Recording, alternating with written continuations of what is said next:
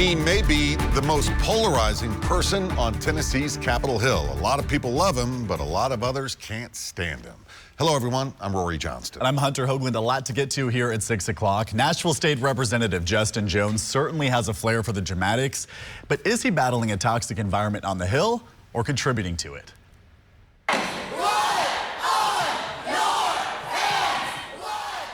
This was the scene in the State House yesterday as protesters expressed their outrage over the passage of a bill that would allow teachers with handgun permits to carry guns inside of schools.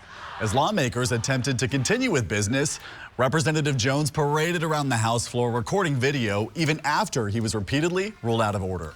Yeah, this came just days after the Nashville Democrat was involved in another controversial moment on the House floor as part of his continuing revealed investigation. News Channel 5 Chief Investigative Reporter Phil Williams has been talking with folks on both sides of this incident from last week. That's right. Justin Jones, you'll recall, is one of the so-called Tennessee Three. Last week, he got into a shouting match on the floor of the House that reveals a toxic environment where some people on both sides of the aisle now appear to be fed up with the other.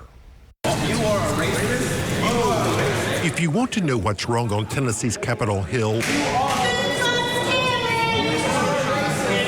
this scene may speak volumes. Well, all year long, Representative Jones has been verbally berating staff. The story of what happened here on the floor of the State House between Republican leader William Lamberth and Nashville Democrat Justin Jones depends, as I would discover, on which one's telling the story. This has been a session marked by vitriol and bullying from a majority of white men who run this Capitol. Jones had approached the Speaker's podium upset that he had not been called upon during debate over the state budget.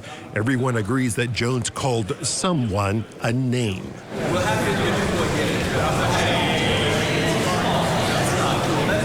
It's a derogatory term for someone who's submissive. Multiple sources say Jones was referring to a veteran House attorney who was standing there. I mean, there is no time that a state representative should look at a multi-decade state employee and call him a do-boy. Jones's version, he was actually talking about his Republican colleague. And so my comments were directed to William Lamberth, that he knows that. And then What was it appropriate for you to call him a do-boy? Was it appropriate? It was honest. Get out my face. The person slapping her hand to get Jones's attention is Democratic leader Karen Camper. Did you say anything that could be implied as being racist at all? Absolutely not. Multiple witnesses say Lamberth appeared to have been provoked when Jones continued pointing his finger in his face. And he said, "I will knock you out." This is what he told me. He said, "I will knock you out." He said, "I will knock you out." Even Republicans agree Lamberth said something along those lines. And the exchange continues, neither seemingly willing to let it go and get back to business. What did you mean? You are a racist? Yet even my questions about that incident Jones charged reflected my own biases. Instead of calling out the acts of racism, it is more offensive to you that I call someone a racist for acting in a racist manner than for them acting racist, and that is wrong. Still, it was such a shocking scene that I wanted to get another opinion. Do you think that Leader Lamberth is a racist? No, I don't think Leader Lamberth is a racist. Was it appropriate for Representative Jones to call him a racist? I've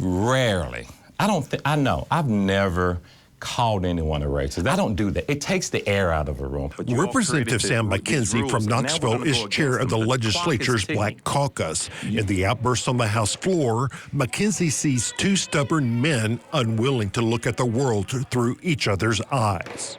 Their two personalities are really eerily similar, even though they're on opposite sides of most issues that are contentious. But I think that personality likeness is what drove that. Hot-headed?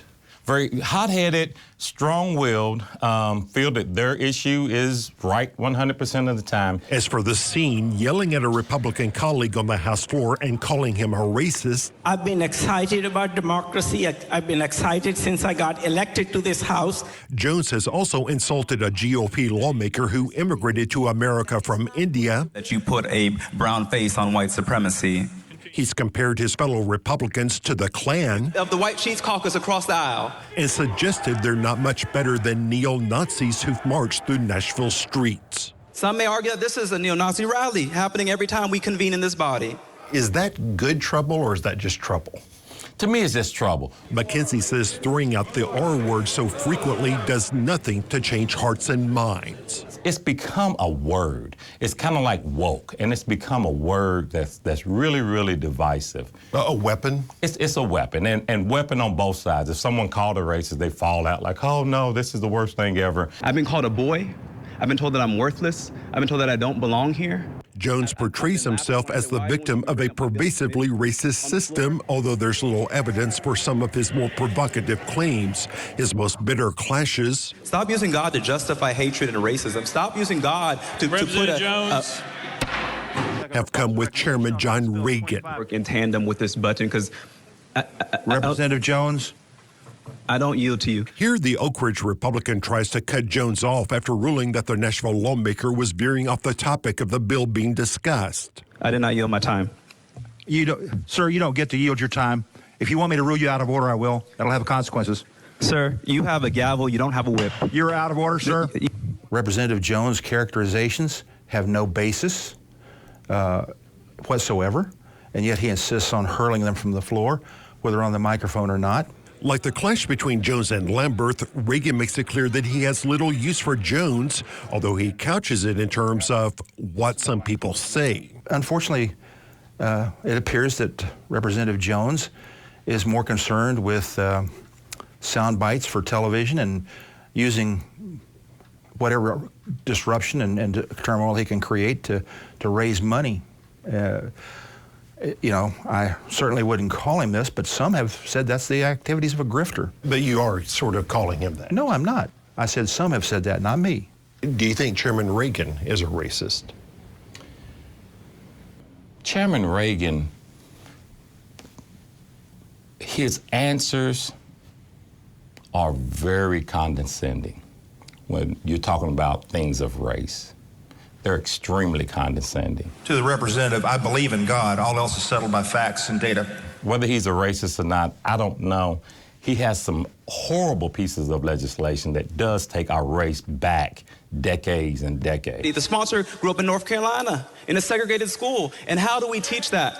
How do we talk about that if we cannot talk about divisive concepts? Representative. Among Reagan's legislation, bills prohibiting the teaching of so-called divisive concepts. Like I will point out, sir, that you apparently have a problem with reading because I did not go to a segregated school.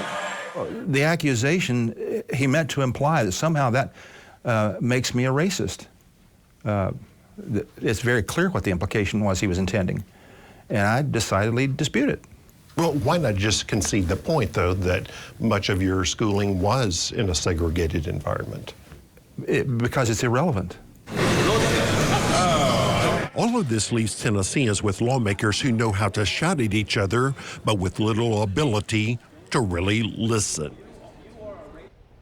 And to be clear, as we've reported many times, Republicans have given ammunition to Representative Jones, who, for example, had a bill to honor a civil rights figure, but Republicans insisted on taking out any mention of, quote, oppression.